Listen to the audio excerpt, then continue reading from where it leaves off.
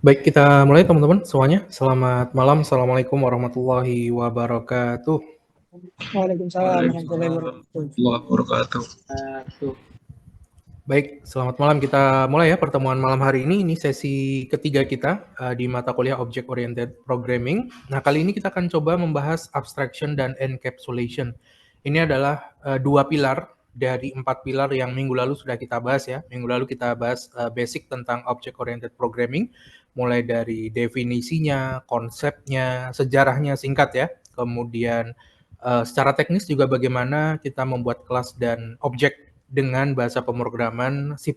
Nah, teman-teman bisa telusuri juga bagaimana kalau di bahasa pemrograman yang lain ya, gimana cara bikin kelas dan objek atau bagaimana menerapkan object oriented programming di bahasa pemrograman lainnya. Nah, jadi C++ di kelas ini hanya sebagai salah satu tools ya yang kita pakai dikarenakan di mata kuliah sebelumnya dasar-dasar pemrograman dan algoritma teman-teman sudah mendapatkan dasar pemrograman dengan C++. Nah, kita juga sudah mengenal bagaimana sebuah object oriented programming itu mendasarkan implementasinya pada penggunaan kelas dan objek. Itu dua hal yang penting dalam object oriented programming, di mana dalam kelas dan objek itu di dalamnya terdapat atribut dan metode, ya kan? Atribut itu untuk elemen dari kelas atau objek berupa data, ya, berupa data, spesifikasi ya. Kemudian metode itu adalah elemen dari kelas atau objek yang berupa elemen function ya, berupa fungsi atau behavior kalau kita ibaratkan ke dalam objek di real world. Nah, kemarin juga kita bahas sedikit tentang access specifier ya, bagaimana kita menentukan akses untuk properti atau atribut dan metode yang ada dalam suatu kelas atau objek. Nah, hari ini kita akan coba membahas dua pilar dari 4 pilar object oriented programming, yaitu abstraction dan encapsulation. Sisanya, inheritance dan polymorphism akan kita bahas di pertemuan berikutnya. Nah, karena bisa dibilang abstraction dan encapsulation ini basicnya ya, fondasinya, dan yang dibahas masih ringan, dan nanti akan dibahas pula, dibawa pula ketika kita membahas inheritance dan polymorphism. Nah, jadi kita akan bahas konsepnya dan implementasinya. Nah, implementasi antar pilar object oriented programming ini nanti akan berkesinambungan teman-teman ya. Nah, jadi nanti kita akan coba bahas one by one sampai minggu depan. Kemudian di akhir saya akan coba rangkum ya. Saya akan coba rangkum konsep-konsepnya termasuk best practice implementasi dari setiap pilar object oriented programming. Nah, sebelum kita lanjut, saya sudah siapkan satu buah kuis dulu. Nah, kita kuis dulu ya, kuis pertama. Kuis pertama ini sudah saya set ada di @link teman-teman ya. Teman-teman coba akses di sana, sepertinya sudah live di sana. Saya set jam 19:10 waktu Indonesia Barat. Jadi seharusnya sudah run ya, sudah live di @link. Silakan teman-teman coba akses di sana. Sederhana, ini cuma pilihan ganda membahas sesi 1 dan sesi 2 yang sudah kita bahas secara konsep aja. Pilihan ganda ada 10 soal dan waktunya saya beri sampai 19:30 waktu Indonesia Barat. Nah, coba sebelum dikerjakan silakan teman-teman cek dulu di @link apakah sudah live, termasuk materi hari ini ya. Slide dari Pak Hedi itu sebagai slide utama ya dari dosen koordinator, dan juga slide dari saya pun sudah saya share di @link. Nah, coba silakan teman-teman cek sudah ada belum? Soalnya sederhana, simple banget, dan kalau teman-teman sudah keluar linknya, boleh langsung dikerjakan maksimal sampai 19:30 waktu Indonesia Barat. Nah, saya share screen, akan saya share soal-soalnya ya. Saya akan share soalnya di sini, tapi teman-teman fokus saja yang ada di @link, kerjakan yang ada di sana sampai pukul 19:30 waktu Indonesia Barat, batas waktu pengerjaan. Nah, silakan boleh dimulai. Ada yang belum keluar di @link? Ya. Ini kuisnya masuk penilaian ya? Iya, betul.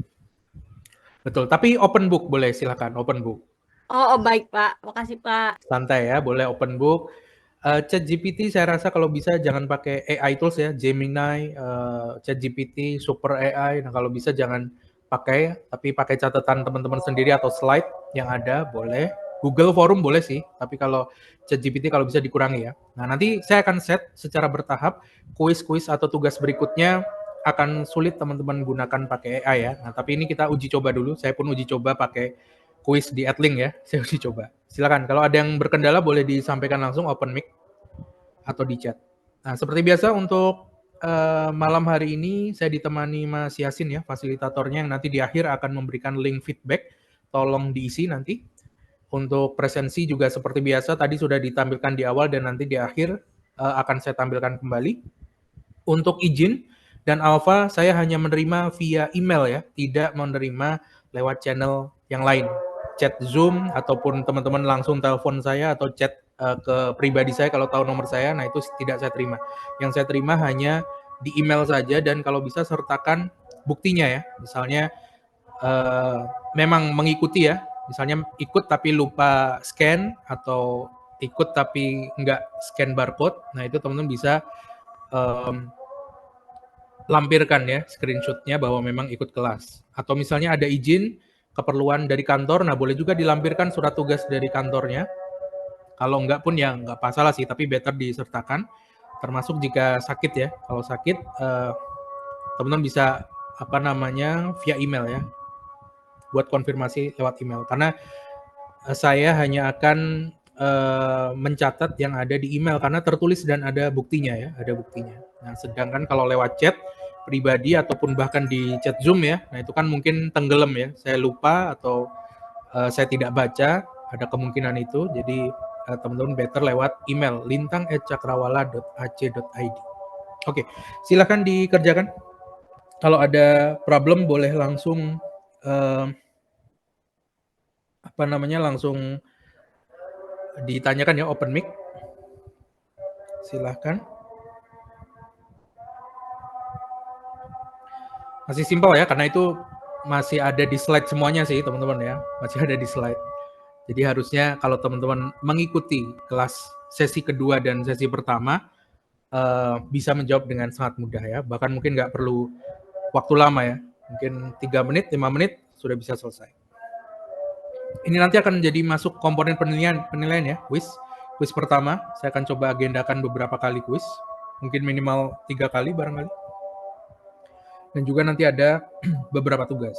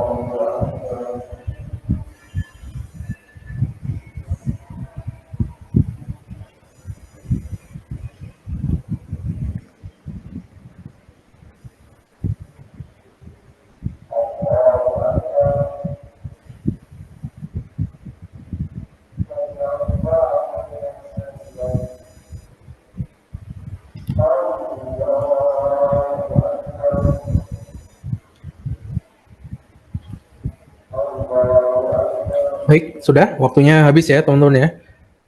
Di Adlink udah nggak bisa diakses atau gimana? Saya belum nyoba juga sih ya, baru nyoba. Bener nggak bisa diakses teman-teman? Sudah Kak, saya sudah selesai juga. Oh udah selesai ya, oke nice. Belum sempat kejawab Oke. semua, Pak. Gimana? Belum sempat kejawab semua tadi pas masuk. Nggak pas Waduh. di 19.10. Iya nggak apa-apa, nggak apa-apa. Berarti kelewat semua, udah nggak bisa diakses Enggak ya? sih, sempat kejawab 8 Oh, iya. sih, Pak. Tapi sekarang udah nggak bisa keakses ya? Udah nggak bisa, Pak. Oke, nice. Baik-baik. Oke, nah itu dia teman-teman ya, kuis pertama kita. Sekedar untuk refreshment aja ya, refresh dari materi yang sudah pernah kita bahas sebelumnya. Nah, jadi kalau teman-teman mendengarkan dan baca slide-nya, saya rasa sih nggak ada masalah ya, karena ini very easy ya, sangat simple dan fokusnya adalah ke pemahaman teman-teman ya. Benar nggak teman-teman sudah memahami mengenai basic yang ada di object oriented programming. Nah, walaupun sebenarnya pertanyaannya mungkin bisa di copy paste barangkali ke ChatGPT atau Gemini, bisa nggak di copy paste? Bisa ya? Nggak bisa, Pak. Oh nggak bisa ya? Oke. Saya nggak bisa ngakses tampilan dari student masalahnya ya, jadi saya cuma upload, udah. Jadi ini first time saya pakai fitur quiz di Adlinks ya. Oke, Pak. Kak, boleh tanya Ya. untuk melihat kita salahnya di mana? Gimana Oh, ya? oke. Atau kita bahas aja sekarang ya, gimana? Perlu dibahas teman-teman? Boleh, Pak. Biar Boleh. tahu ya, Pak. Oke. Ya. Oke, kita Saya bahas ada, ya. ada 3 salah soalnya. No problem. Salah itu hal yang wajar ya. Yang penting tahu di mana salahnya dan teman-teman tahu bagaimana cara merevisinya di kemudian hari. Karena pengalaman itu adalah hal yang penting ya. Yang salah adalah kalau teman-teman sudah tahu salah tapi tutup mata dan tidak mau memperbaiki diri ke depannya. Nah, itu kan yang salah ya. Nah, pertanyaan pertama nih. Definisi paradigma pemrograman yang mana yang salah? A, B, C, D, E? Saya Way of milihnya thinking. tadi itu, saya milihnya D. D, Iya. set of tools and rules that guides and influences how developer structure the code to solve it. Iya. Itu salah. Oh, itu salah. Oh, berarti itu salah ya saya. Iya, itu salah. Oke. Itu definisi yang benar ya. Jadi sekumpulan tools dan aturan untuk memandu atau influence ya, mempengaruhi bagaimana seorang developer itu membuat kode terstruktur rapi untuk menyelesaikan suatu problem. Itu termasuk definisi paradigma pemrograman. Yang A benar nggak? Conceptual framework for organizing and structuring code. Benar kan ya, Kak? Betul ya? Konsepnya memang itu. Betul. A betul, B juga saya rasa betul, E juga betul. Way of thinking atau lebih tepatnya bukan cara berpikir ya, tapi sudut pandang. Nah, tapi itu juga way of thinking juga salah satu aspek dari paradigma pemrograman. Jadi yang salah adalah yang C. Mengekspresikan logika komputasi tanpa mendeskripsikan control flow di detail. Itu bukan definisi dari paradigma pemrograman. Paradigma pemrograman ini tidak mengatur logik ya, tidak mengatur logik ataupun tidak mengatur control flow. Yang dia atur adalah bagaimana sudut pandang seorang developer terhadap suatu problem dan menuliskannya ke dalam kode yang terstruktur dan baik. Secara umum kayak gitu. Jadi A, B, C, E benar, A, B, D, E benar, yang salah adalah C. Simpel ya. Nomor 2, paradigma pemrograman yang terstruktur dengan mengaplikasikan fungsi sebagai first class citizen. Disebut? B bukannya, Pak? Functional programming, betul. B. Simpel ya, udah pernah kita bahas kemarin. Di slide juga saya rasa ada ya. Kemudian perbedaan imperatif dan deklaratif programming. Sesi pertama kita udah pernah bahas. Yang mana nih? Beda imperatif. Yang A. A harusnya Pak. Imperatif, Pak. Imperatif how, ya, nice, betul ya. Jadi imperatif itu terstruktur, top down ya, pendekatannya top down, dari atas ke bawah, lurus gitu aja teman-teman ya. Simpelnya sih kayak gitu ya, walaupun implementasinya banyak, tapi intinya dia nulisnya one by one, line by line, pendekatannya top down, dari atas ke bawah. Kalau deklaratif, fokusnya pada apa yang mau di-solve ya. Sesi pertama sudah pernah kita contohkan dengan C++ juga. Oke. Next, yang bukan pilar OOP adalah Initiation. initiation. Ini sangat jelas ya, jelas banget. Mana pernyataan yang salah? Objek adalah instance dari kelas adalah instance dari objek, dan seterusnya. Instance of an object. Ya, betul. B ya. Jadi baru baca 2 langsung ketemu nih.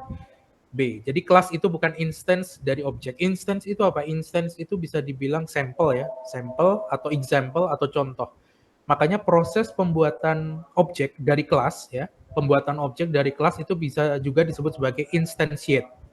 Instantiate. Penginstansian ya. Penginstansian. Nah instansi ya. Instansi. Instansi itu apa? Departemen? Bagian barangkali ya. Nah itu adalah jawaban yang benar yang B. Oke, nice. Nomor 6, ini juga gampang harusnya. Unified Modeling Language kan. Yes. Unified Modeling Language. Simple ya. Karena ini sebenarnya cuman singkatan UML apa gitu. Nah, itu definisi UML. Minggu lalu kita bahas, nanti detailnya akan kita bahas mungkin pertemuan ke-5 atau ke-6 tentang UML. UML ini bermanfaat bukan hanya untuk developer ya, tapi kalau teman-teman ingin kerja nanti sebagai product manager ya, product owner, project manager, nah UML ini sangat berperan, sangat dipakai untuk bikin proposal bisnis lah, BRD misalnya, proposal produk misalnya, ataupun menjelaskan flow ke tim arsitek, ke tim developer, itu sangat dipakai. Nah, tapi kita hanya batasi membahas UML untuk object diagram dan class diagram, gitu ya. UML diagram yang menampilkan instance dari kelas dan hubungannya ya, serta hubungannya dengan fungsi waktu. Nah, itu disebut sebagai Benar nggak, Pak? objek diagram ya, objek diagram. Di situ ada kata kuncinya instance of class. Instansi dari kelas. Ya, apalagi kalau bukan objek ya. Dan kita belajar object oriented programming, UML-nya minggu lalu saya sudah jelaskan, kita cuma membahas kelas diagram dan objek diagram. Nah, kalau nggak BD, ya kan? Simple ya. UML diagram yang mendeskripsikan struktur sebuah sistem dengan menampilkan kelas-kelas di dalam sistem beserta atribut, metode, dan hubungan antar kelas. Disebut? Tadi saya kalau salah kelas diagram. Kelas diagram. Ya, bukan ada kelas ya. Ya, kelas diagram. Betul. Nice. Nomor 9, special method dalam objek yang nanti dipanggil ketika membentuk objek. Disebut? Constructor. Nice. Simpel ya. Karena yang lainnya itu nggak pernah kita sebutkan di 2 sesi ini. Conductor apaan, controller juga kita nggak bahas ya. Conjunction, connector, nah itu saya cuma ngarang aja ya teman-teman. Nomor 10, atribut objek itu bisa di-assign value. Assign value itu artinya kita bisa mengubah value-nya hanya jika ketika akses specifier-nya private. Betul atau salah? False ya Pak. False ya, betul. Kemarin udah kita coba ya. Kalau private itu diakses itu aja nggak bisa. Diakses dari luar kelas itu aja nggak bisa. Apalagi di assign value. Tentu jelas nggak bisa. Nah, dia bisa diakses atau diubah value-nya dengan catatan dia public ya. Sebenarnya ada juga teknik nanti ya untuk mengubah value dari sebuah atribut yang akses specifier-nya private itu ada. Nanti kita bahas hari ini. Oke, sip. Itu. Udah tahu ya kira-kira nilainya berapa? Tenang, ini hanya kuis ya. Presentasinya kecil, nggak masalah. Toh ini juga untuk refreshment aja. Tujuan saya refreshment ya, tidak fokus ke nilainya. Bagi teman-teman yang mungkin nggak ikut, tenang ya, nanti pengaruhnya tidak begitu signifikan. Nah mungkin nanti untuk kuis-kuis berikutnya yang lebih proper ya, yang lebih challenging, itu baru nanti akan diperhitungkan lebih banyak tentunya porsinya ya. Nah kita akan bahas abstraction dan encapsulation di pertemuan kali ini. Nanti teknisnya juga sama, masih menggunakan C++. Baik, abstraction. Kemarin kita udah pernah bahas ya di kesempatan minggu lalu, bahwa abstraction ini sebuah prinsip dasar dalam computer science yang sejarahnya pun sudah sejak lama teman-teman ya. Bahkan sudah di-mention berulang kali di berbagai paper ataupun buku terkait dengan computer science, jurnal computer science. Bahkan juga di-mention bukan hanya dalam computer science ya, di konsep-konsep yang lainnya pun ada yang menggunakan konsep prinsip abstraction.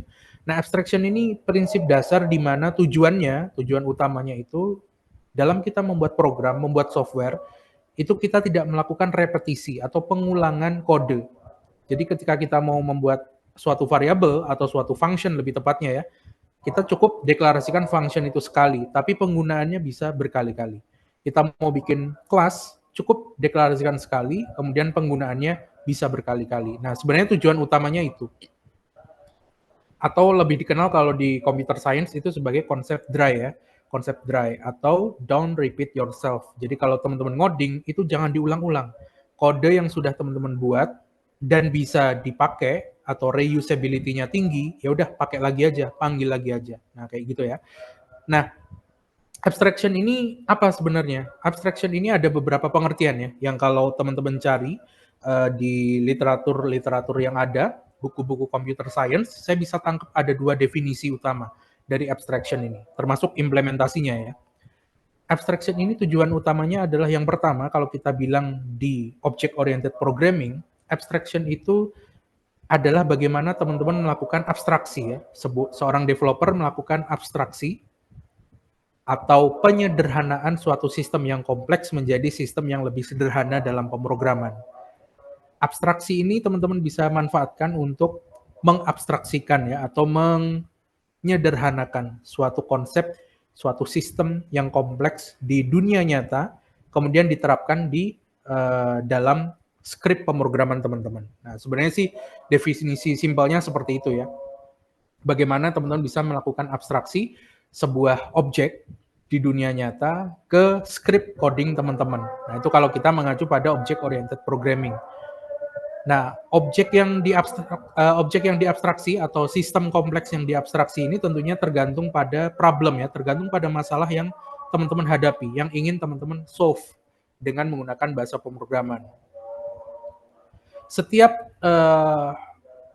implementasi dari abstraksi ini, yaitu menyederhanakan suatu yang kompleks jadi suatu yang sederhana, itu tentunya implementasi dalam bahasa pemrograman itu akan beragam ya, berbeda-beda. Nah, di jurnal-jurnal computer science, teman-teman bisa temui bagaimana implementasi abstraksi ini, teknis ataupun konsepnya, itu sudah dibahas mungkin sejak tahun 80-an ya. Sudah ada sejak tahun 80-an dengan terminologi yang mungkin berbeda-beda, tapi konsepnya sama, merujuk pada abstraction. Di tahun 82, hingga akhirnya di tahun 2002 mungkin yang paling komprehensif membahas tentang abstraction, di mana di tahun 2002 itu ada buku dari Benjamin Pierce, di situ saya sadur judulnya Types and Programming Language dari MIT. Nah, di situ dia menjelaskan bahwa setiap fungsi, setiap kode yang berfungsi dalam program teman-teman ya, itu seharusnya diimplementasikan cukup satu kali saja dalam source code. Nah, ini merujuk pada tujuan dari abstraksi di object-oriented programming ya. Tujuannya kan mengurangi duplikasi atau mengurangi redundansi. Tidak ngulang-ngulang ngodingnya ya, memenuhi prinsip dry, don't repeat yourself. Dan penggunaan abstraksi ini dulu awalnya hanya sebatas hanya sebatas wacana ya, hanya sebatas wacana, boleh dipakai atau boleh pun enggak dipakai juga nggak apa-apa. Tapi seiring berkembangnya waktu, seiring berkembang zaman, teknologi juga terus berkembang, abstraksi ini jadi salah satu rekomendasi dari para expert untuk senantiasa dilakukan oleh para developer. Tujuannya tentu untuk mencapai efisiensi dari kode kita dan efektivitas dari kode kita. Jadi ngoding itu nggak perlu banyak-banyak. Yang penting efisien, efektif, dan jangan lupa fungsinya jalan. Nah, jadi yang penting efisien, efektif, dan fungsinya jalan. Jangan dibalik ya, fungsinya jalan dulu, efektif, baru efisien. Nah, ini tentu akan jadi technical debt nantinya ya, akan jadi hutang teknis di kedepan harinya. Jadi misalnya kode kita sekarang oke-oke aja, yang penting running ya. Kalau kita fokusnya pada yang penting running, yang penting jalan, di kemudian hari pasti teman-teman akan menemui kendala. Apalagi kalau tech stack yang teman-teman pakai itu berkembang. Ada fitur-fitur baru, ada sintaks baru, ada metode baru yang mungkin lebih efektif dan efisien. Nah, sebelum tahun 2002 pun banyak yang sudah menyebut ya terminologi abstraksi walaupun dengan berbagai istilah yang berbeda. Namun definisinya secara umum sama. Di tahun 94 ada buku judulnya The Structure of Type Programming Language yang juga mengilhami ya buku di tahun 2002 tadi dari Benjamin Peirce, Types and Programming Language. Kemudian di tahun 80-an itu juga banyak buku beredar seperti yang teman-teman ketahui di sesi pertama kita pernah bahas ya. Terminologi paradigma pemrograman muncul tahun 70-an, 78 ya, waktu itu di Turing Award. Nah, sehingga wajar di tahun 80-an itu banyak bermunculan paper-paper ataupun peneliti yang membahas tentang object oriented programming. Nah, salah satunya tentang abstraction di tahun 80-an ada banyak, teman-teman bisa cari ya buku-buku yang membahas tentang abstraction. Apalagi di tahun 86, nah sesi pertama kita pernah bahas ada konferensi khusus untuk object oriented programming. Nah, konsep abstraksi ini juga bisa diterapkan pada pemodelan struktural. Nah, pemodelan struktural di situ saya gambarkan ini dari paper Michael Roth ya. Michael Roth judulnya Verifying the Abstraction Level of Structural Models di tahun 2014. Dia mengilustrasikan abstraksi itu kita menyederhanakan dari suatu sistem yang kompleks, sistem asli yang kompleks, kemudian kita sederhanakan menjadi model struktural model yang mencerminkan dari sistem aslinya yang kompleks itu. Nah, gimana caranya dari sistem yang kompleks menjadi model yang lebih sederhana? Ada beberapa cara ya, dia menyebutkan ada beberapa level of abstraction. Nah, teman-teman nanti bisa baca papernya ya, di situ saya sertakan juga. Level of abstraction itu yang pertama bisa dilakukan dengan menghilangkan elemen-elemen yang tidak penting. Menghilangkan elemen-elemen yang tidak penting atau meniadakan ya elemen-elemen yang dirasa tidak penting dan tidak berpengaruh pada suatu sistem. Nah, konsep eliminasi seperti ini itu memang ada pro kontranya ya. Nah, kalau secara makro mungkin tidak berpengaruh terus kita hilangkan, tapi ketika kita bicara sistem originalnya yang kompleks, ternyata dia bisa jadi berpengaruh. Nah, itu menimbulkan adanya ketidakpastian di situ. Nah, tapi ini adalah level abstraction yang salah satu yang paling sederhana. Kita bisa menghilangkan yang tidak dibutuhkan. Yang kedua bisa juga kita dengan melakukan scaling. Kita bisa melakukan scaling mana komponen yang skalanya itu signifikan terhadap skala dari kompleks sistem yang ada.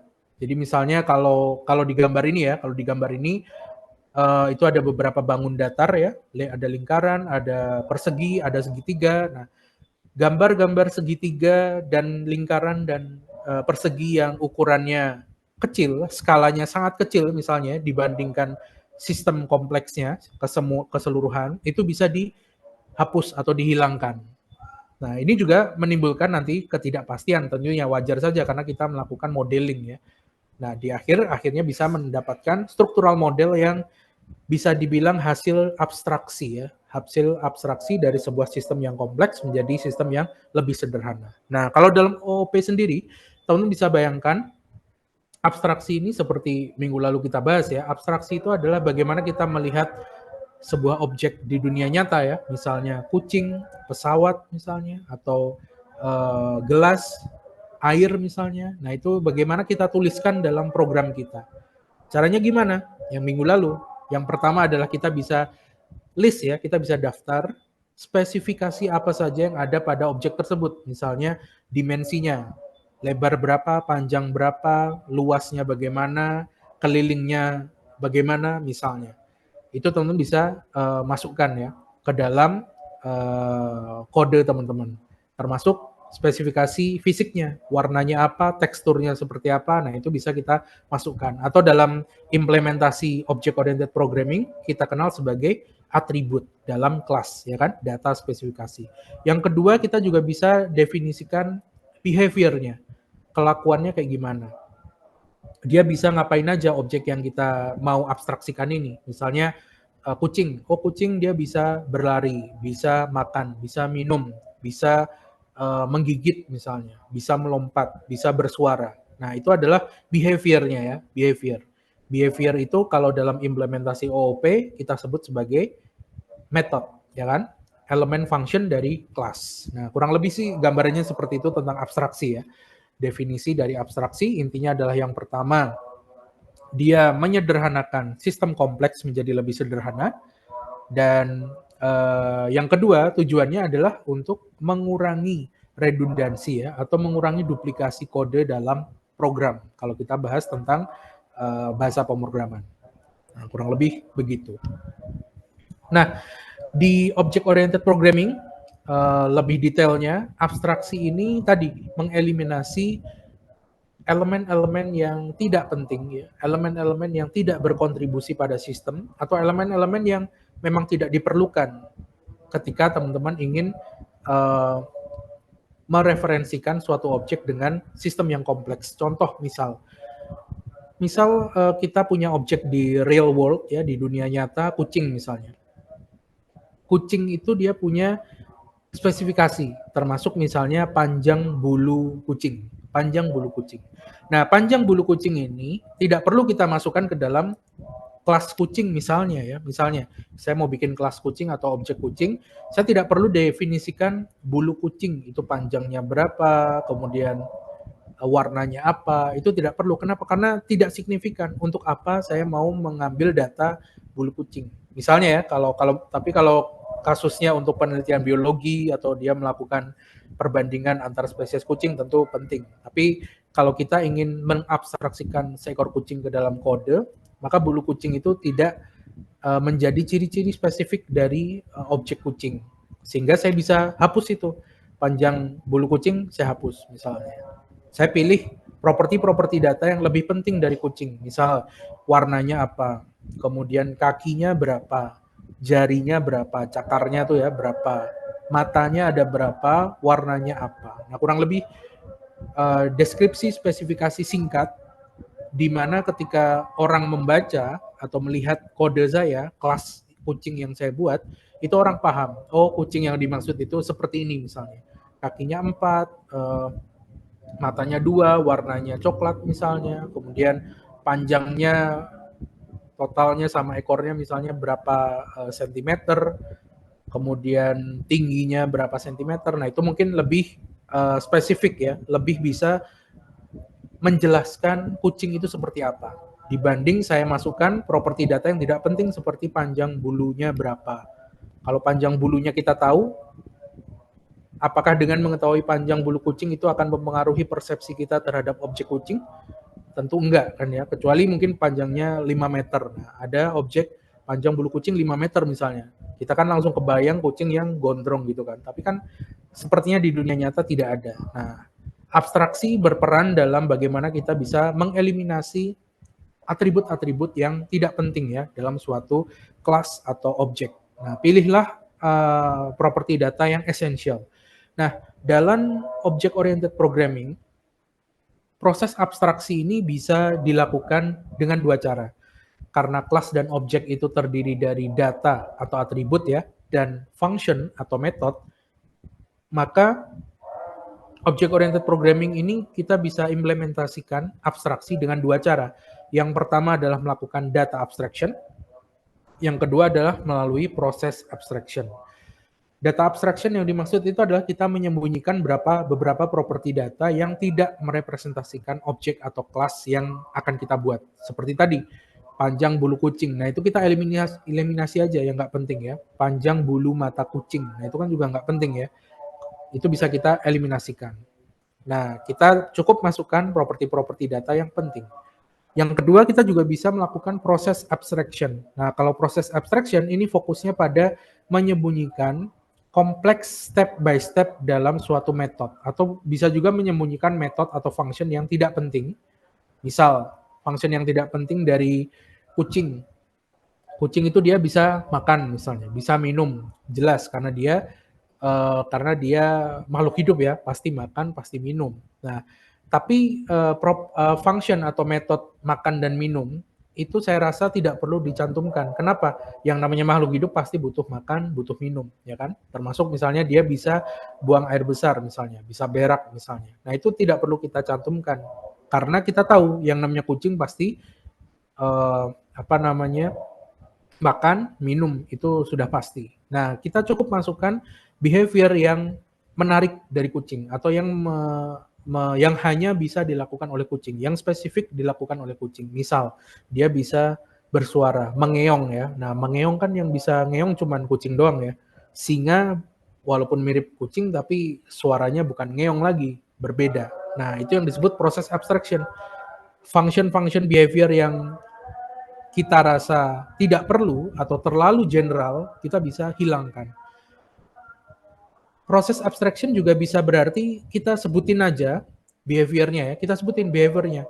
Makan, minum, buang air besar, kita sebutin, tapi kita tidak perlu mendeklarasikan atau mendefinisikan body functionnya atau isi di dalam detail makannya itu seperti apa. Nah, itu nggak perlu didetail. Jadi, misal, proses abstraction yang kedua adalah functionnya saya tetap deklarasikan, kucing itu bisa makan, tapi saya nggak sebut detail bagaimana kucing makan. Nah, itu nggak saya sebut. Bisa saya simpan di kode yang lain ya, saya buat library, saya buat package terpisah yang nanti tinggal saya import ketika saya mendeklarasikan metode makan dari kucing. Nah, kurang lebih seperti itu ya. Jadi fungsinya bisa kita hilangkan atau fungsinya tetap ada, tapi definisi function itu kita sembunyikan. Nah, minggu lalu sepertinya udah pernah kita contohin ya, bagaimana kita deklarasikan function, tapi nggak mendeklarasikan body functionnya. Nah, mungkin bisa di recall lagi ya, nanti kita coba praktek lagi. Nah, kurang lebih seperti itu abstraksi di Object Oriented Programming. Secara umum ya, ada dua, data abstraction, process abstraction.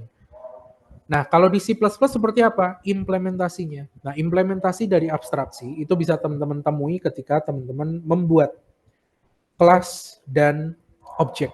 Nah, ketika teman-teman bikin kelas, otomatis secara tidak langsung sebenarnya teman-teman sudah melakukan abstraksi, ya kan? Dari real problem, kemudian teman-teman bayangkan itu sebagai objek.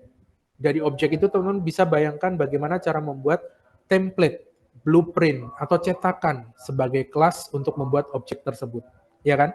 Misal, teman-teman menemui kasus bagaimana cara menghitung luas lingkaran misalnya. Maka dari sudut object oriented programming, teman-teman harus berpikir, oh masalahnya adalah bagaimana menghitung luas lingkaran. Teman-teman harus berpikir, objek apa yang harus dipikirkan supaya kita bisa menghitung luas lingkaran. Otomatis teman-teman dapat objeknya, yang tidak lain tidak bukan adalah lingkaran, ya kan? Nah, dari lingkaran itu teman-teman bisa bayangkan kira-kira abstraksi dari lingkaran itu apa ya? Teman-teman bisa bayangkan kelas dari lingkaran itu apa ya? Oh, saya bikin aja kelas namanya lingkaran.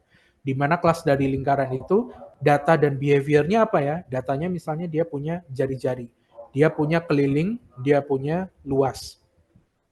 Misalnya ya, dia punya 3 properti ini, dan dari situ kemudian kita bisa deklarasikan metodenya apa aja dari lingkaran itu. Misal, saya bisa hitung kelilingnya, saya bisa hitung luasnya. Nah, jadi saya punya 3 atribut, jari-jari, kemudian keliling dan luas, kemudian atributnya saya bisa hitung luasnya, saya bisa hitung kelilingnya. Misalnya, udah dari situ kemudian teman-teman solve problemnya ya dengan sudut pandang object oriented programming. Nah, ketika teman-teman membuat kelas dan objek, otomatis teman-teman sudah melakukan abstraksi sebenarnya. Nah, yang kedua, implementasi abstraksi di C++ juga bisa teman-teman dapatkan dari bagaimana teman-teman mengeliminasi atribut atau metode yang tidak penting. Caranya dengan menambahkan access specifier. Atau bisa disebut juga access modifier, atau disebut juga access identifier. Ya kan? Access specifier di C++ itu ada beberapa reserve keyword ya, yaitu public, private, atau protected. Nah, jadi ada 3, public, private, dan protected. Dengan menerapkan access specifier yang tepat, teman-teman bisa menyembunyikan data mana saja yang bisa keluar dari sebuah kelas. Teman-teman bisa menjaga data tetap secure ya, tetap aman, apalagi kalau datanya itu sensitif ya, misalnya saldo bank atau misalnya nomor induk KTP misalnya, NIK atau nomor rekening misalnya. Nah itu better jadikan private ya, private dan dia tidak bisa diakses dari luar. Kalau public kan bisa diakses dari luar ya, dari luar kelas, dari dalam kelas juga bisa, dari objek yang terbentuk dari kelas juga bisa. Ini udah pernah kita praktekin. Kalau private, ini juga sudah kita praktekkan ya, di C++ private itu default. By default, kalau teman-teman tidak mendeklarasikan akses specifier-nya, public, private, atau protected, maka by default dia adalah private. Tidak bisa diakses dari luar kelas ataupun dari objek, nggak bisa. Ada juga nanti protected. Nah, protected ini mirip seperti private, hanya bisa diakses di dalam kelas ya. Private pun hanya bisa diakses dalam kelas. Kalau di luar kelas atau di objek nggak bisa. Nah, kalau protected ini mirip seperti private, hanya bisa diakses di dalam kelas, di luar kelas tidak bisa. Tapi, nah ada tapinya, protected itu bisa diwariskan. Bisa diturunkan ya, bisa diturunkan kepada kelas yang inheritance dengan kelas tersebut. Nah, inheritance ini nanti kita praktekkan di pertemuan berikutnya ya, konsep turunan, konsep warisan. Nah, itu bedanya private dengan protected. Hari ini kita akan kenalan dulu dengan access specifier, kemudian ketika minggu depan kita bahas inheritance, kita coba buktikan perbedaan antara private dengan protected ya, karena protected ini private tapi dia punya fitur inheritance, bisa diturunkan pada kelas yang depends pada kelas tersebut. Nah, nanti kita bahas ya, kita bahas. Yang ketiga, untuk implementasi C++ tentang abstraksi, ini juga bisa diwujudkan melalui abstract class. Atau di bahasa lain ada juga yang menamakan sebagai interface.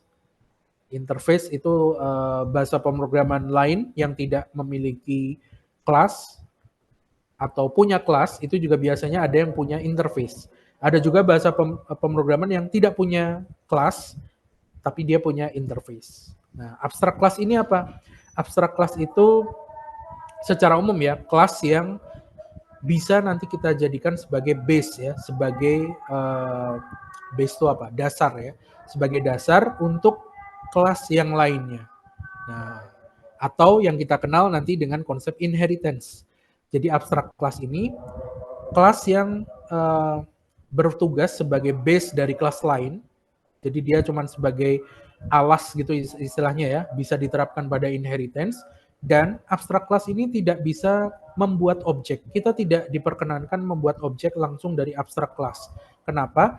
Karena dalam abstract class, kalau dia punya properti berupa method ya, dia punya function, functionnya itu tidak ada implementasinya.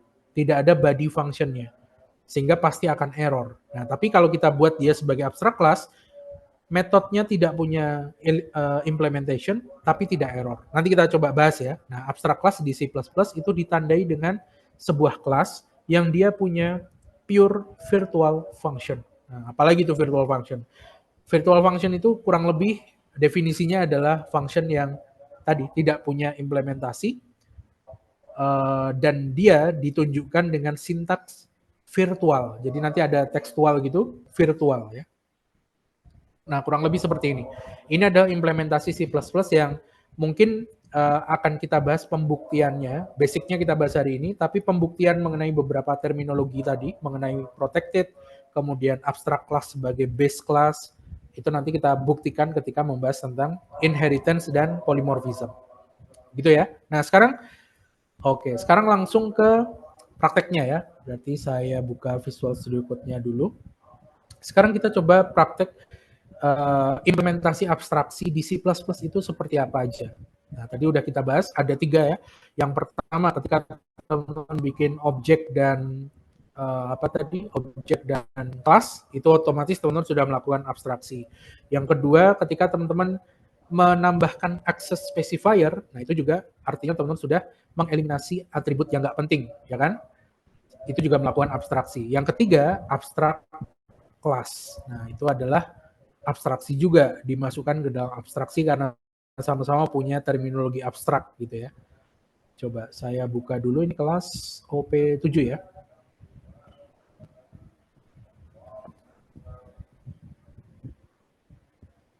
OOP7.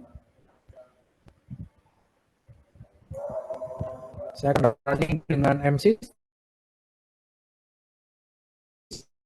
seperti apa? MSys.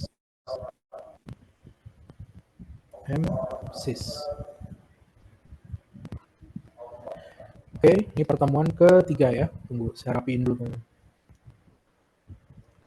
Pertemuan ketiga, sesi 3. Kita membahas tentang abstraction dan encapsulation. Nah, seperti biasa nanti source code-nya bisa teman-teman akses di GitHub saya. Ya, di GitHub saya. Mana tadi foldernya? Oh ini, oke. Saya buat satu file ya. Saya perbesar. Oke. Pertama, kita akan coba access specifier dulu. Access specifier.cpp. Oke. Nah, untuk membuat access specifier cukup sederhana. Saya coba copy dulu.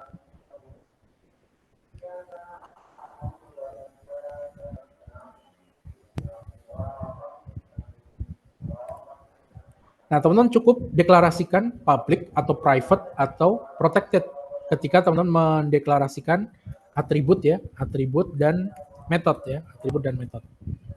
Coba. Nah, misalnya seperti ini saya punya kelas car, saya deklarasikan public, ada engine dan ada atribut brand berupa string. Maka engine dan brand ini adalah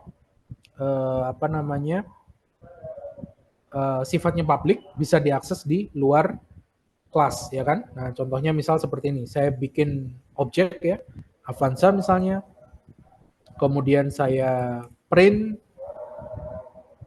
Avanza.engine dan Avanza.brand, maka nanti hasilnya harusnya keluar ya, harusnya keluar. Coba saya masuk dulu ke OOP7.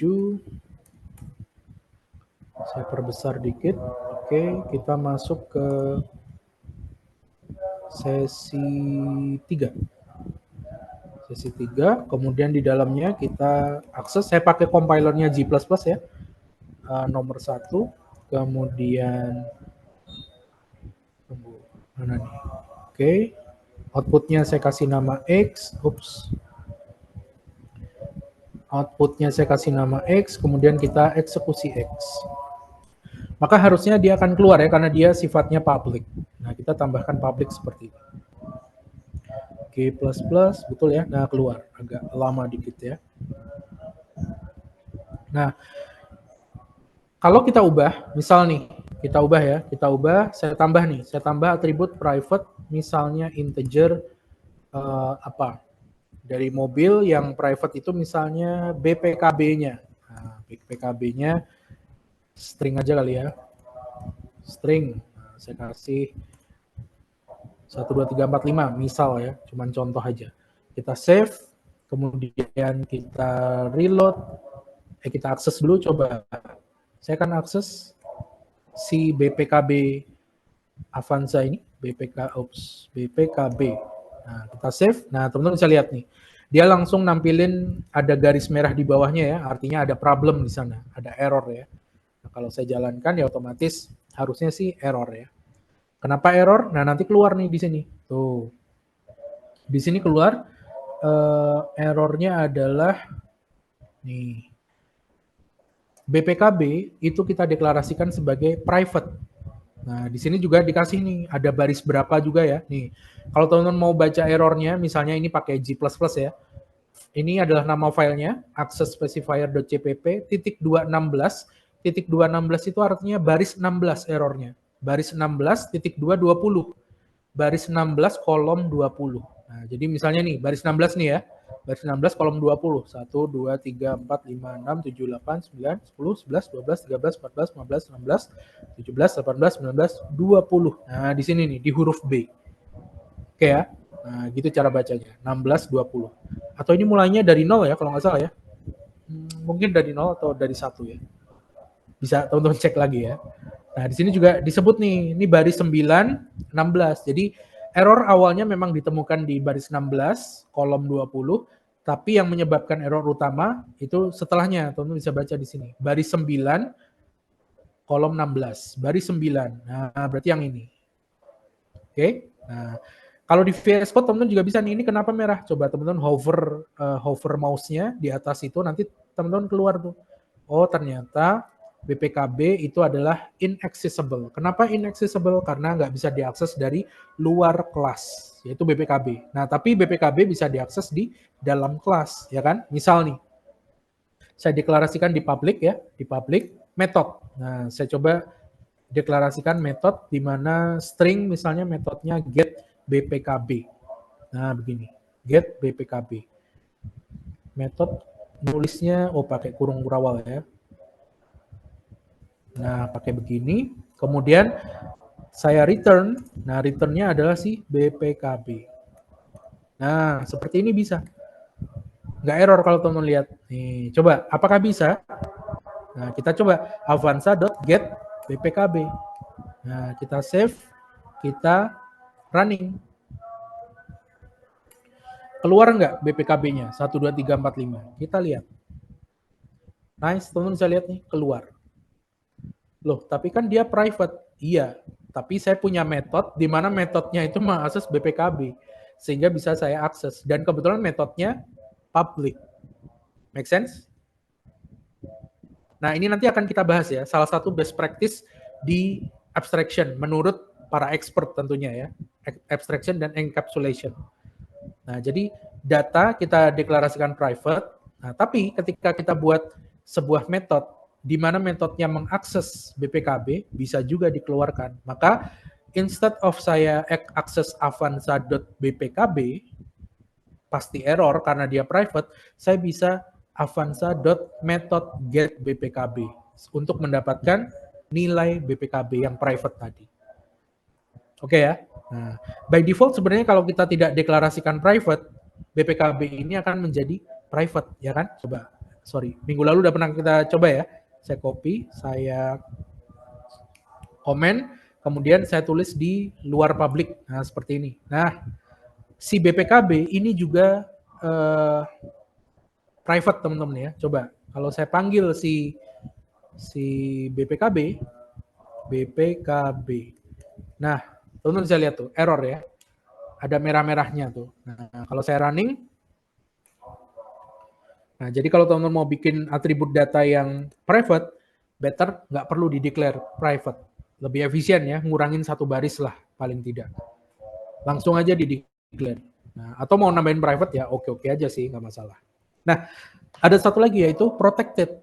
Nah, kalau protected ya tinggal teman-teman declare aja protected, ;2, kemudian saya kasih menjorok biar lebih rapi ya, walaupun sebenarnya nggak perlu. Protected misalnya integer selain BPKB, misalnya yang penting itu adalah apa lagi? STNK. Nah, saya bikin private. STNK-nya 67890 misal. Nah, kita save. Sorry, string ya, string aja deh. Nah, kita save. Kemudian kalau saya akses, coba ada yang salah? Oh, benar. Kalau saya akses sekarang nih, avanza.stnk, save. Coba error nggak nih? Nah, teman-teman bisa lihat ya, error ya. Sama errornya inaccessible. Tapi coba kita running. Udah tahu error tapi tetap coba kita running ya. Nah, ternyata betul error sama. Kenapa errornya? Karena STNK itu adalah protected. Nah, nih, STNK itu protected. Di sini juga dijelaskan declared sebagai protected di baris ke-15. Nah, begitu. Oke ya. Nah, jadi protected dengan private sama, hanya bedanya protected bisa diwariskan. Nah, itu nanti kita buktikan di pertemuan mendatang. Gitu ya. Nah, ini saya kasih error. Nah, begitu. Buat catatan ya. Nah, kurang lebih begini. Sampai sini paham, teman-teman? Tentang access specifier, ini adalah salah satu bentuk implementasi dari abstraksi ya. Implementasi dari abstraksi. Jadi implementasi yang pertama adalah ketika teman-teman bikin class car. Nah, ini kan class car kan teman-teman secara tidak langsung mengabstraksi ya. Oh, mobil itu punya BPKB, dia punya STNK. BPKB dan STNK ini sifatnya vital tuh bagi sebuah kendaraan bermotor kalau di Indonesia ya. Maka saya buat private lah. Kalau hilang kan bahaya ya. Nah, maka saya buat private atau saya buat protected. Nah, kemudian ada beberapa yang saya kasih public. Kenapa saya kasih public? Karena misalnya engine dan brand itu, brand bisa dilihat dari luar ya. Mobil kita lihat ada logonya, udah tahu brandnya apa. Engine juga kita bisa lihat dari luar. Oh, mobil SUV, engine-nya kira-kira berapa cc. Kita juga bisa googling misalnya. Nah, artinya itu informasi publik. Jadi saya bikin publik nggak apa-apa. Begitu. Kita sudah melakukan abstraksi. Oke ya. Nah, satu lagi implementasi dari abstraksi di C++ itu kita sebut sebagai abstract class. Nah, implementasinya adalah abstract class. Oke. Nah, abstract class itu kita ke slide, benar nggak abstract class? Oke, abstract class ya, oke. Habis ini encapsulation. Nah, abstract class ini teman-teman bisa buat sebuah abstract class di mana abstract class itu tidak boleh di-instantiate object. Jadi kita tidak bisa menggunakan abstract class itu untuk membuat objek. Ciri-cirinya abstract class itu dia punya pure virtual function ya, punya virtual function. Nah, cara bikinnya gimana? Sederhana. Misalnya saya bikin kelas sebutlah tes gitu ya, sederhana, tes. Nah, di mana di tes ini dia punya sebuah akses specifier-nya bebas ya, bebas. Saya coba pakai public aja. Kemudian dia punya virtual function. Nah, pure virtual function itu didefinisikan sebagai dengan menggunakan sintaks virtual, kemudian diikuti dengan definisi functionnya. Misalnya functionnya saya kasih void ya, atau ya kasih aja void ya, karena return-nya nanti akan equals 0. Jadi ada aturannya untuk membuat abstrak kelas dengan pure virtual function di C++. Misalnya saya kasih test function atau pure ya, pure virtual function. Nah, begini. Kemudian dia return-nya atau equals 0. Nah, sesimpel ini. Inilah yang disebut sebagai virtual function. Nah, virtual function itu ditandai dengan sintaks virtual di depannya ya. Sintaks virtual di depannya. Kemudian diakhiri dengan nilainya equals atau sama dengan 0. Nah, jadi cirinya ada di depan dan belakang. Sama dengan 0. Udah gitu doang. Nah, kalau kita mau bikin apa namanya abstrak, tunggu kelas titik 2 ya, jangan lupa diakhiri titik 2. Kalau kita mau bikin objek dari kelas tes, ini pasti akan error teman-teman ya.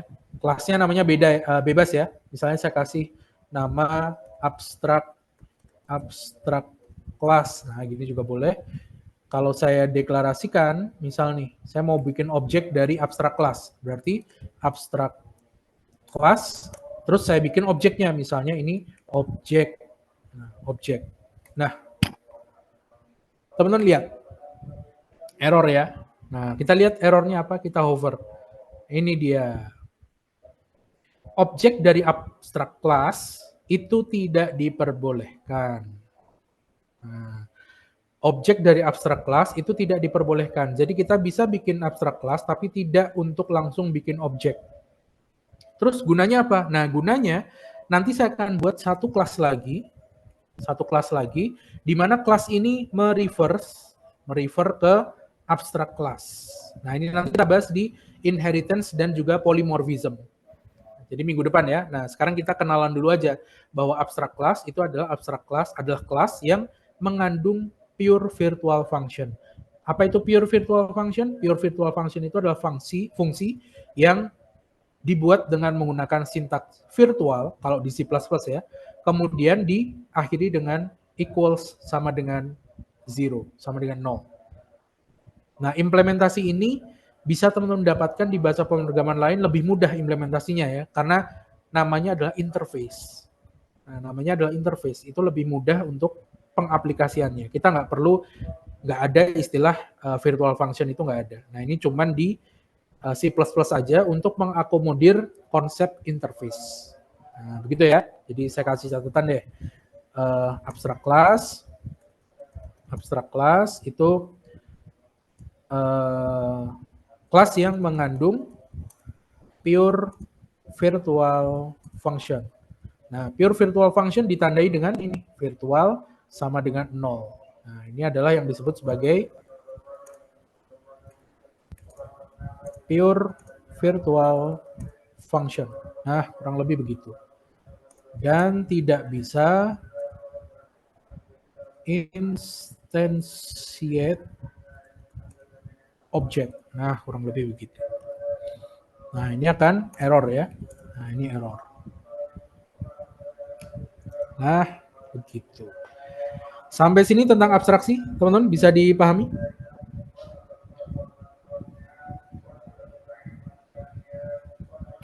Bisa, Ada yang Pak. mau ditanyakan? Ya, silakan. Kalau ada yang mau ditanyakan. Aman ya? Aman. Kalau aman, saya kembali ke slide lagi. Nah, sekarang kita masuk ke konsep berikutnya. Nah, udah.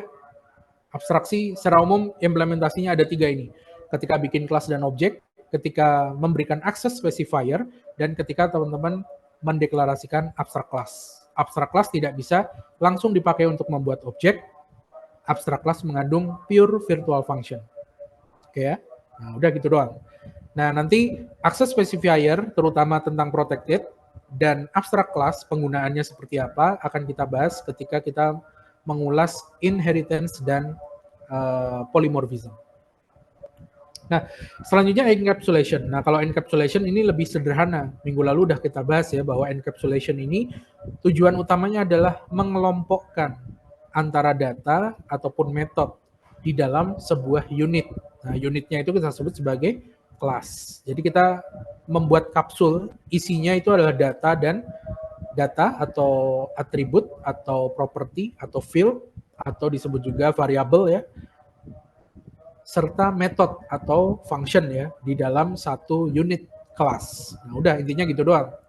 Nah, ketika kita melakukan encapsulation, kita juga membahas tentang access specifier karena di encapsulation itu juga membahas tentang bagaimana teman-teman bisa menyembunyikan data-data yang restricted ya, data-data yang spesifik, yang sensitif barangkali kalau diumbar keluar. Nah, sehingga di encapsulation ini juga membahas tentang access specifier.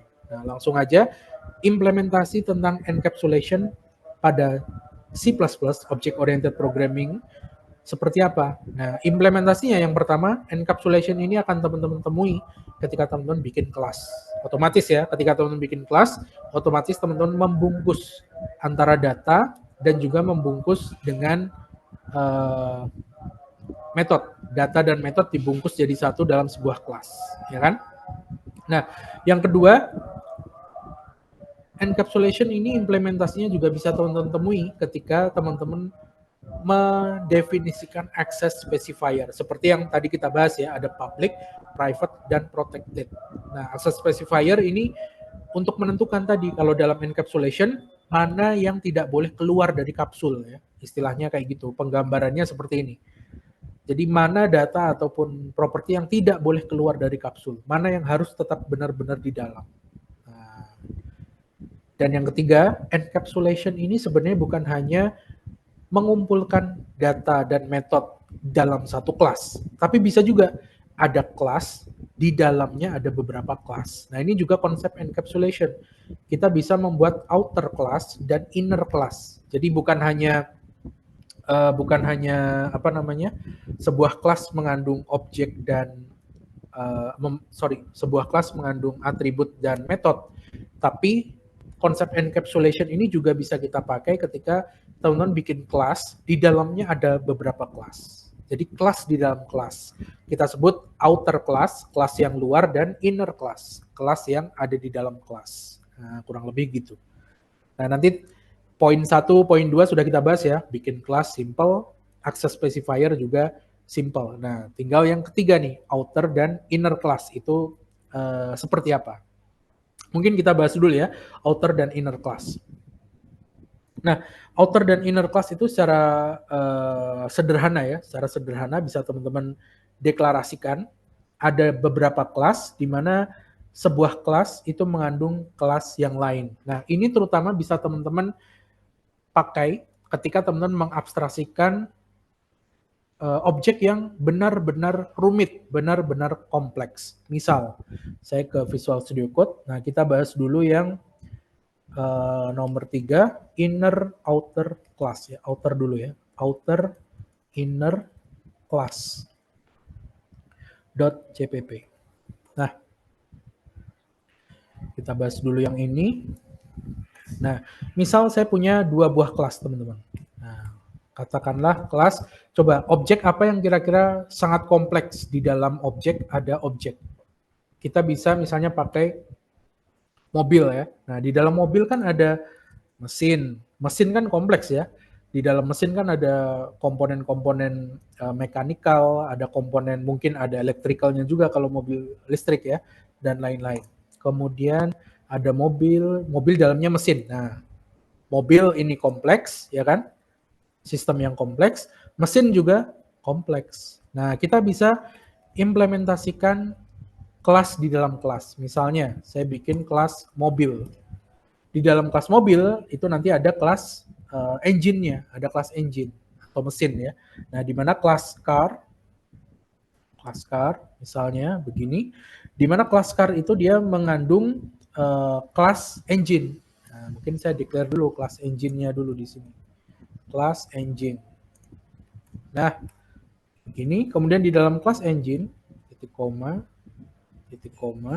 Nah, di dalam kelas engine, misalnya saya deklarasikan simple ya, dia ada beberapa data public. Nah, misal ya, dia punya apa aja nih, misalnya integer cc-nya berapa gitu ya, atau capacity-nya berapa. Nah, misal saya langsung declare aja value-nya 2000, kemudian dia punya integer apalagi ya, horsepower misalnya, power ya, horsepower-nya misalnya 10.000 misal ya, saya acak aja.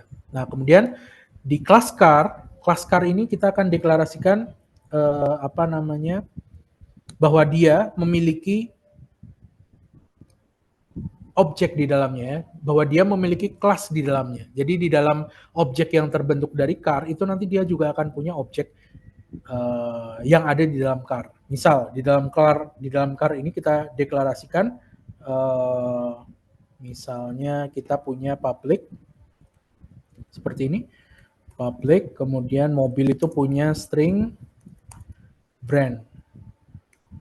Brandnya saya set aja static ya, Toyota. Nah, kelas yang properti atau atributnya sudah dideklar seperti ini kita sebut sebagai static class. Masih ingat ya minggu lalu. Nah, selain dia punya brand Toyota, saya juga pengen dia punya properti dari engine. Maka saya bisa declare langsung di sini. Nah, engine sama dengan engine. Nah, begini. Maka dia nanti otomatis akan punya properti engine. Nah, kurang lebih begini. Kita coba bikin sebuah objek dari car, di mana car itu adalah outer class dari engine. Nah, jadi ini adalah outer class. Nah, kenapa disebut outer class ya? Karena di dalam kelas itu ada inner class-nya, yaitu engine. Nah, maka engine ini kita sebut sebagai inner class. Begitu. Kita coba ya. Kita coba langsung. Misalnya saya buat objek dari car namanya Avanza. Nah, kita coba cout Avanza dot. Nah, teman-teman bisa lihat tuh, ada brand, ada engine. Kita coba cek brandnya dulu ya, inline. Kemudian kita coba cek engine. Nah, engine itu jangan lupa dia punya 2 properti, capacity dan power. Nah, kita bisa panggil seperti ini, teman-teman. Nah, kita save, kita lihat. Oops, sorry. Saya buka MSys, kemudian kita coba running. G++ nomor 3. Kemudian outputnya X dan saya eksekusi X. Oops, ada yang error. Class car has no member named engine. Oke. Tunggu. Does not name a type. Did you mean inline? Oke. Kita perlu misalnya kita kasih jangan yang statis ya. Nah, coba kita jangan yang statis ya. Kita bisa pakai constructor. Nah, coba kita pakai constructor untuk menentukan value-value dari ini nanti yang mau kita buat ya. Misalnya saya declare dia public juga ya, car, di mana di car-nya ini dia punya string brand. String ini adalah B gitu untuk brand ya, ini nanti untuk brandnya. Kemudian si engine itu nanti kita bisa declare E, misalnya dia integer ya, integer E untuk engine dan integer P untuk power. C untuk capacity dan C untuk power. Nah, mungkin seperti ini. Kemudian langsung kita deklarasikan. Atau kita deklarasikan seperti ini. Hasilnya, nah berarti hasilnya itu nanti kita masukkan ke dalam engine. Nah, engine, terus masukin apa itu namanya, capacity ya, C, dan kita masukin si powernya. Nah, begini kurang lebih. Oke ya, constructor cukup begini aja.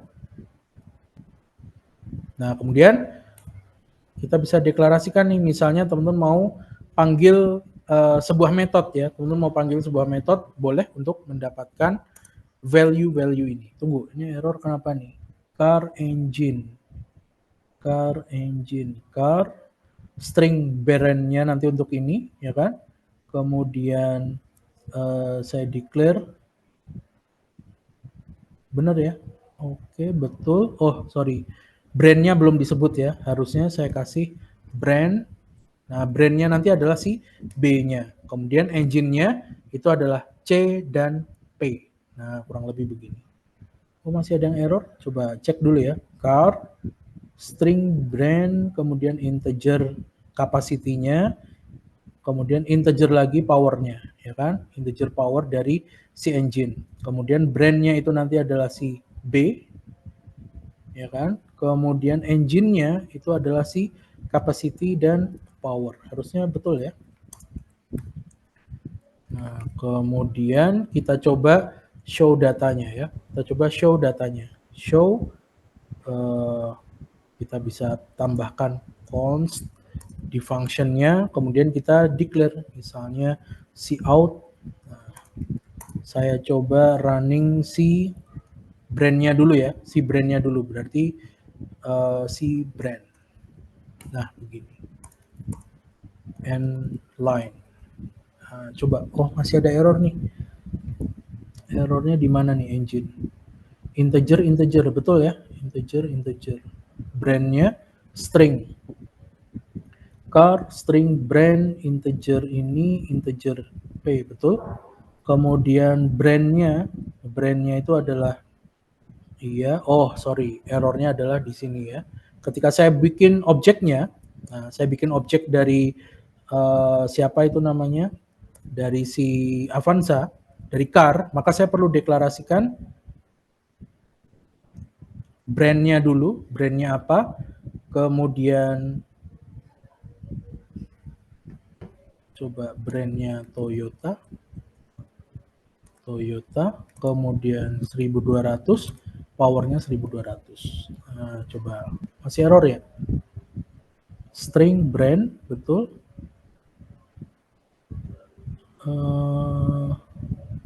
Sorry, karena di sini saya belum deklarasikan constructor juga buat si engine. Nah, harusnya saya deklarasikan juga engine. Nah, si engine ini dia butuh integer si capacity dan juga integer si power.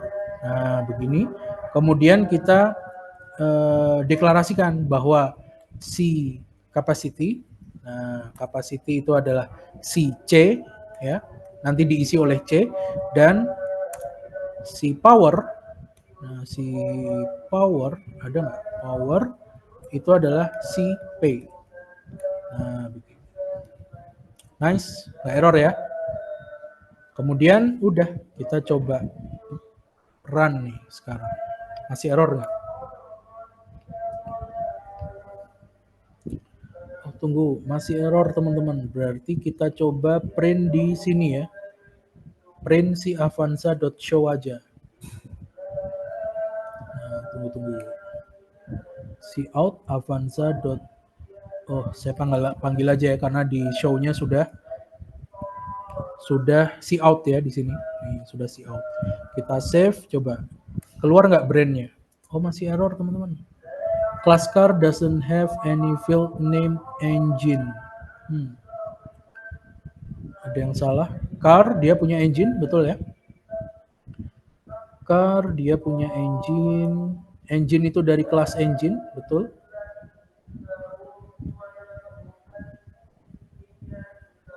Coba kita teliti dulu ya. String brand, kemudian engine, dia punya car, string brandnya, integer capacity, integer power, kemudian B-nya itu saya set dia sebagai brandnya, C dan P saya set sebagai engine. Nah, engine dideklarasikan di sini nih. Nih, engine itu integer C, P, ya kan? C itu kapasitinya, P itu power. Nah, mestinya running ya. Terus saya declare si void. Oh sorry, bener ya, benar. Integer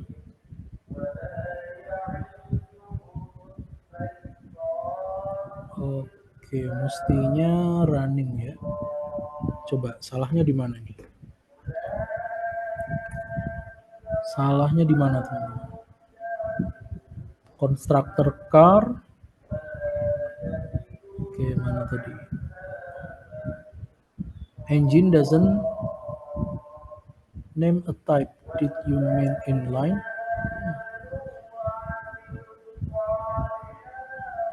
Outer class constructor integer.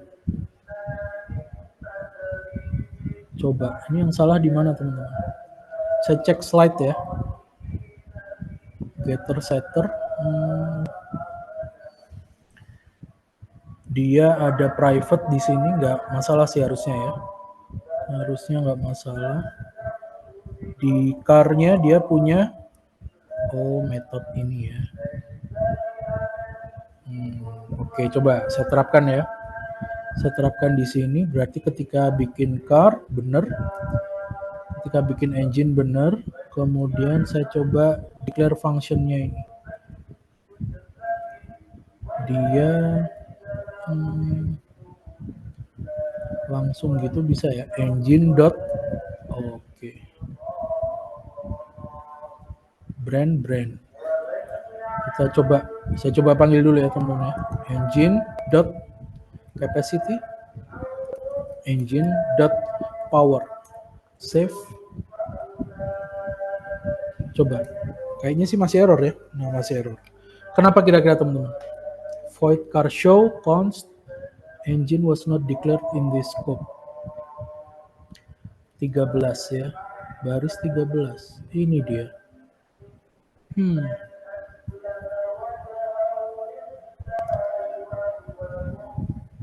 Coba show-nya saya hapus dulu.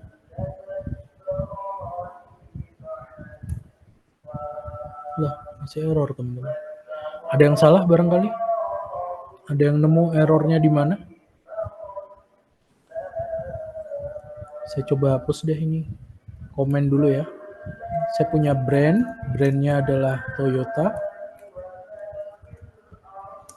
Engine-nya adalah engine. Terus di sini saya set capacity-nya 1200 integer. Saya set power-nya 1500. Misal ya. Coba kita bikin objeknya Avanza, save, kemudian kita running, error nggak? Oh iya, emang error teman-teman. Salah kayaknya ya. Engine inline, coba saya googling dulu teman-teman ya. Mungkin sintaksnya ada yang kelupaan. Engine inline. Class inline C++.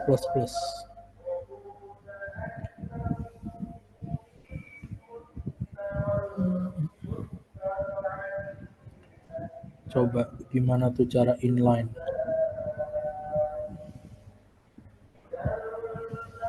Tunggu. Kalau di slide outer class car, betul ya? Car, dia bikin constructor di sini, kemudian dia tampilkan value-nya. Udah, sesimpel itu ya. Oke.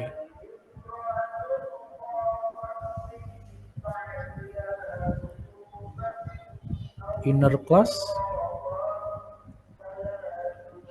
sama juga ya.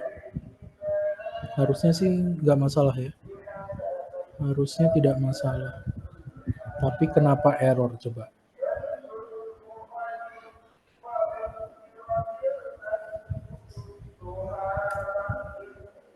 Engine inline. Oh, tunggu. Engine inline. Engine does not name a type. Ada yang bisa bantu barangkali teman-teman? Kenapa kira-kira? Harusnya sih running ya.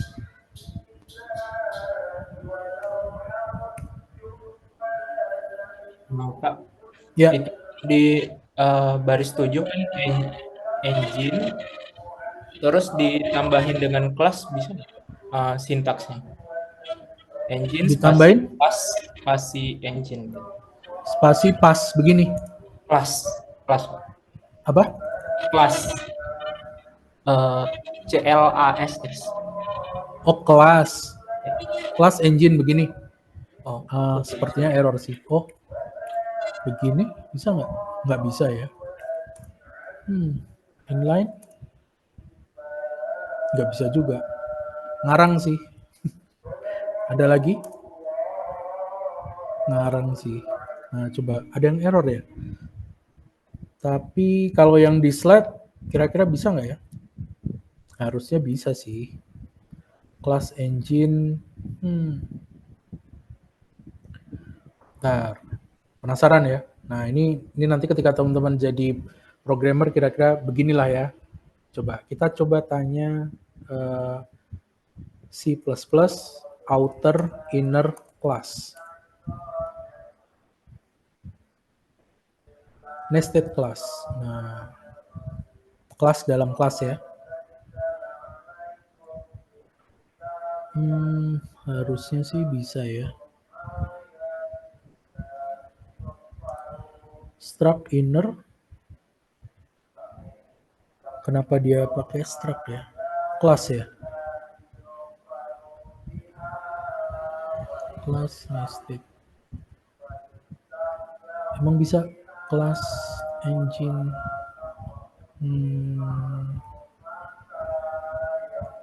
Nah, ini nggak error sih. Coba.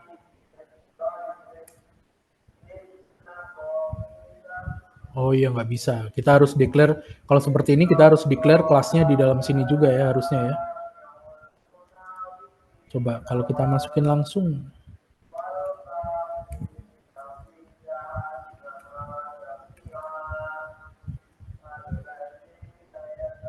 Kita declare Avanza dot apa ini? Kita functionnya show tampilin ya. Tampilin. Undefined berarti capacity bisa nggak? Nggak bisa juga. Kalau brandnya, oke. Nah ini running sih, cuman saya perlu declare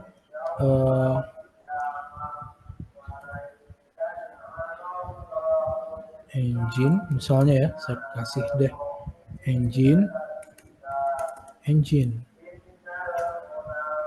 Kemudian kita cout engine dot capacity end line. Nah kalau langsung gini bisa ya. Saya panggil dulu show. Nah ini bisa. Nah cuman ya kalau kayak gini jelas ya, dia inner iya, tapi yang saya pengen sih dipisah ya. Yang saya pengen dia ada di luar ya. Nah mungkin PR ya teman-teman ya, buat saya dan buat teman-teman ya PR dulu.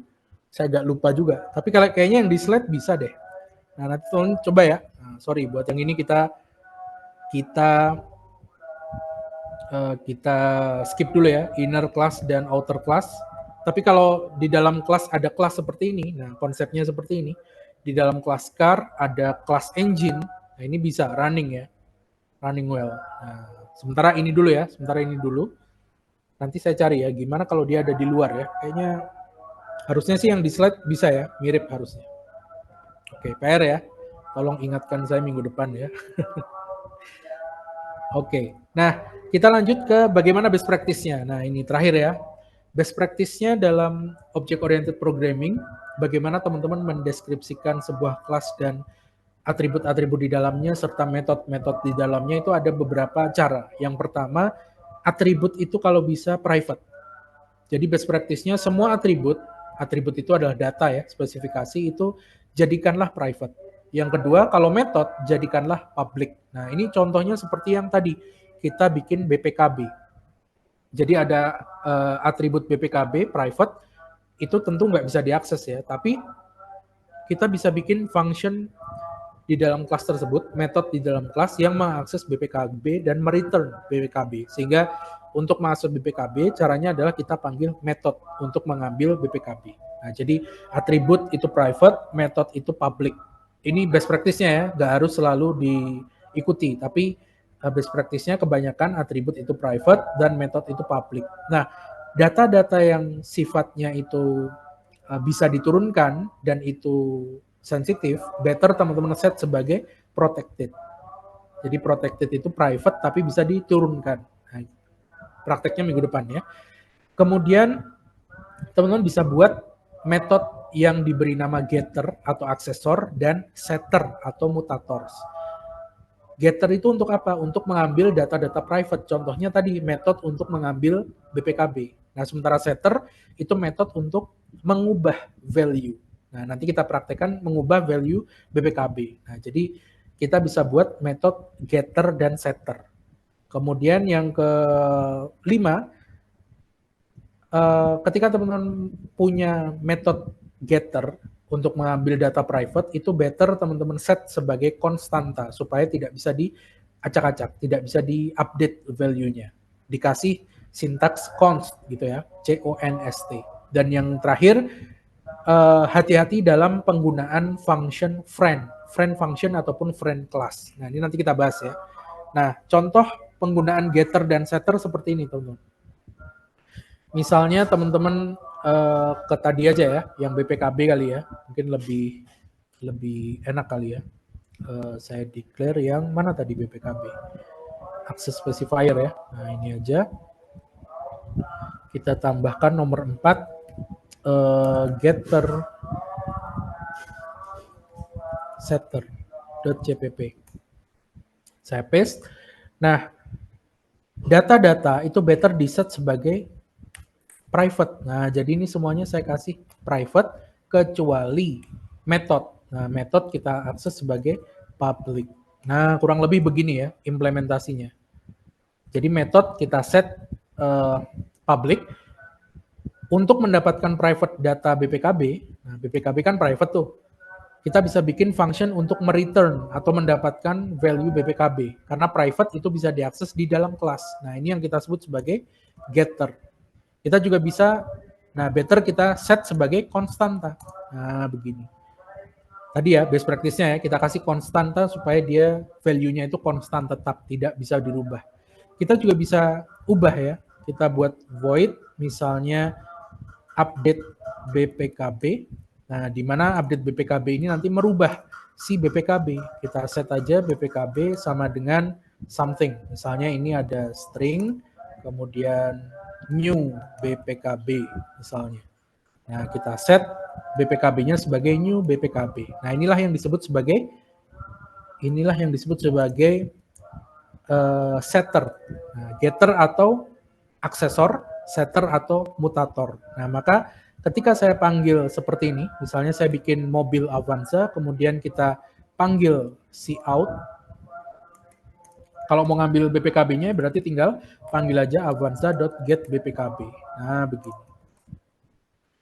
Kemudian untuk update BPKB-nya kita bisa, coba ini saya copy ya, saya paste, kemudian saya update avanza.update BPKB, saya masukin BPKB barunya misalnya 67890. Nah, terus kita print. Nah, kita lihat nih hasilnya. G++, nomor 4, getter setter, output X, kemudian kita eksekusi X. Nah, teman-teman bisa lihat nih. Ketika kita get pertama BPKB bisa, dan dia keluar ya, walaupun dia private. Kemudian kita update BPKB-nya jadi 67890, kita panggil lagi BPKB-nya, keluar 67890. Nah, ini adalah best practice ya. Semua data, atribut itu set sebagai private. Set as private. Nah, terutama data-data yang sensitif ya. Nah, tapi kalau data publik sih, menurut saya sih nggak apa-apa, tetap publik. Nah, begitu ya. Nah, ini best practice menurut, ini sumbernya sih dari, kalau nggak salah si Benjamin ya. Si Benjamin. Di buku 2002 tadi, Types of Programming Language. Nah, itu yang disebut sebagai getter and setter. Nah, yang terakhir adalah hati-hati dengan penggunaan class friend dan function friend. Nah, apa itu class friend dan function friend? Kurang lebih class friend itu, nih saya langsung jelaskan di slide-nya aja ya. Jadi kalau teman-teman punya sebuah kelas, kemudian kelas itu punya sebuah value, misalnya string secret, private ya berarti ya, karena saya tidak deklarasikan public, private atau protected, berarti dia private. Secret 1234566. Kemudian saya deklarasikan friend class B. Artinya A ini adalah temennya B. Ada kelas B nanti yang dia temennya A. Nah, di kelas B saya bisa akses secret dari kelas A. Kenapa? Karena kelas A sudah mention bahwa B itu adalah teman dia. Karena dia teman, dia bisa akses properti-properti dan metode yang ada di kelas A. Nah, ini yang disebut sebagai class friend ya, atau friend class. Friend class ini bisa meruntuhkan konsep encapsulation. Maka dari itu, best practice-nya kurang-kurangilah bikin friend class ataupun friend function ya, konsepnya sama. Karena dia bisa seperti ini. Jadi suatu kelas bisa akses semua properti termasuk private di dalamnya. Nah, jadi hati-hati. Nah, bahkan mungkin praktek penggunaan friend class di dalam object oriented programming ini tidak lazim ya. Yang lebih lazim adalah penggunaan inheritance yang minggu depan akan kita bahas. Nah, begitu juga dengan friend function. Nah, nanti teman-teman coba ya.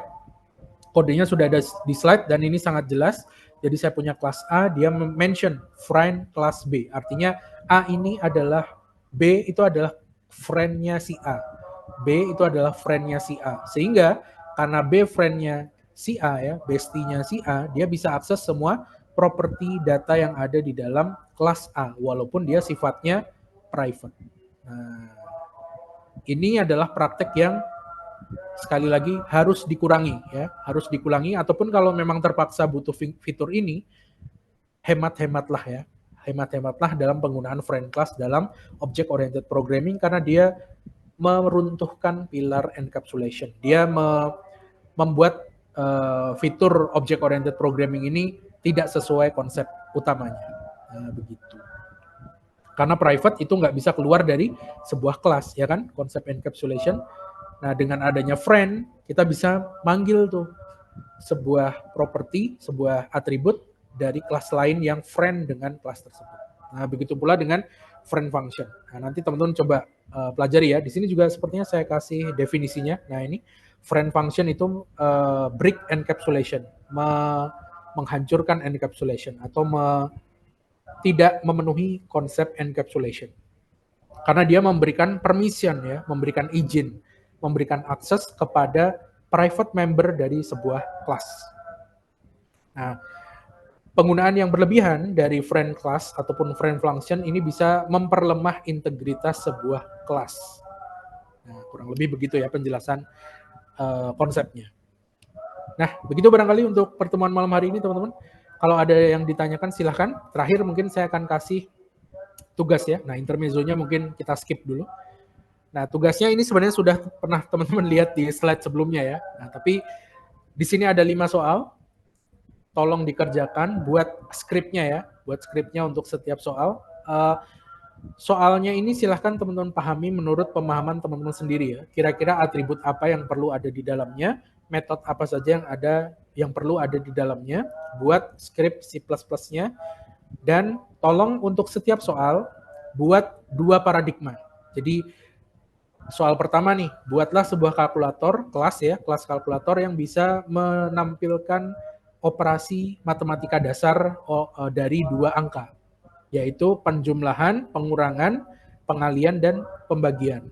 Nah, silakan teman-teman interpretasikan sendiri ya, yang dimaksud itu apa, atributnya apa aja, metodenya apa aja, dan tolong kerjakan dengan 2 pendekatan. Yang pertama, kerjakan dengan pendekatan object-oriented programming. Yang kedua, kerjakan dengan pendekatan selain object-oriented programming, bebas. Jadi total, dalam satu repository, dalam satu folder, tugas ini tuh ada 10 script. Bisa dimengerti ya? Ada 10 script. Script pertama untuk OOP, script berikutnya teman-teman pakai paradigma yang lain. Dan tolong dikasih penjelasan di source code-nya ya, kasih komentar. Nah, kemudian 10 script ini tadi masukkan ke repository GitHub atau GitLab atau Bitbucket teman-teman. Gitu aja sih. GitLab, GitHub ada masalah? Udah bisa kan ya? GitLab, GitHub, Bitbucket. Berarti nanti kita ngirimnya link GitHub kalau yang pakai Betul, Oke. betul. Nanti kirim aja link GitHub atau GitLab. Silahkan interpretasikan setiap soal menurut pemahaman teman-teman ya. Nah, saya juga tidak membatasi interpretasi teman-teman, jadi supaya mungkin pendekatannya personal teman-teman, silahkan mengenai soal tersebut. Ada 10 script, masukkan ke sebuah repository, pastikan repositorinya public, kemudian linknya dikumpulkan ke @link. Sepertinya saya sudah publish untuk tugas di situ, teman-teman bisa upload ke sana maksimal tanggal berapa ya? Di situ kayaknya harusnya ada maksimalnya ya. Maksimalnya sih kalau nggak salah tanggal 26 jam 23.59. Tanggal 26 jam 23.59. Nah, kalau bisa kerjakan sendiri ya teman-teman ya, individual, dan kalau bisa jangan tanya ke ChatGPT atau Gemini karena saya rasa nanti dia akan nampilkan jawabannya ya, walaupun mungkin belum tentu 100% oke ya, belum tentu 100% benar. Nah, fokusnya adalah yang penting jalan ya teman-teman ya. Fokusnya yang penting jalan sesuai dengan yang diminta dan paradigmanya sesuai. Ada object oriented programming dan satu lagi misalnya teman-teman pakai apa? Visual programming boleh, pakai apa? Imperative programming oke, declarative programming silahkan, functional programming boleh, bebas. Begitu.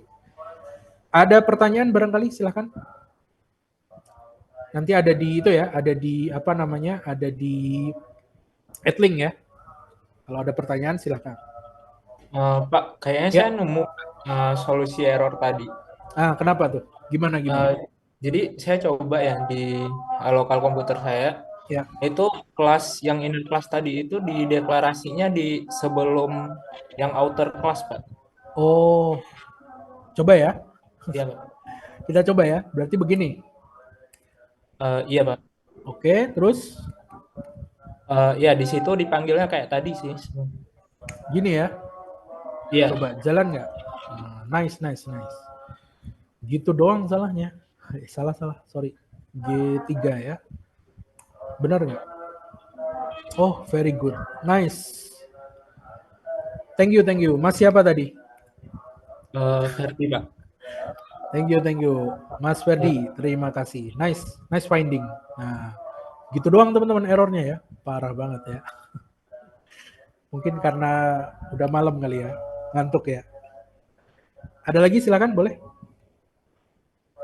Nah, ini juga jadi pelajaran buat teman-teman ya, bahwa ketika teman-teman jadi programmer itu bukan berarti nanti teman-teman kerja sendirian sebagai single fighter. No, teman-teman punya environment yang mendukung. Bisa jadi seperti Mas Ferdi tadi, rekan kerja kita, ya kan? Atau forum online. Forum online juga menjadi bantuan kita. Dokumentasi official itu juga bisa kita jadikan panduan kita untuk ngoding. Jadi kita nggak single fighter. Bahkan AI tools pun juga bisa.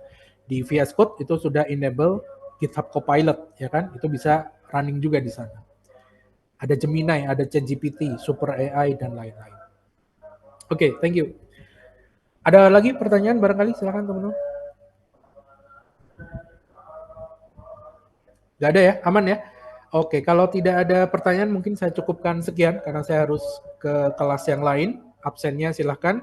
Kalau ada yang bermasalah boleh email, silahkan. Kemudian tugasnya jangan lupa ya, minggu depan. Jadi otomatis akan tertutup di tanggal 26 jam 23.59. Nah, itu tugas pertama ya. Dan itu harusnya sih simple banget ya, karena minggu lalu pun teman-teman udah lihat soal itu ya. Saya tampilin lagi. Begitu. Terima kasih. Kalau gitu tidak ada pertanyaan. Terima kasih sekali malam hari ini. Mohon maaf jika ada kesalahan. Sampai jumpa di pertemuan mendatang. Kita bahas tentang inheritance dan polymorphism. Selamat malam. Assalamualaikum warahmatullahi wabarakatuh. Waalaikumsalam, Kakak. Recording stopped.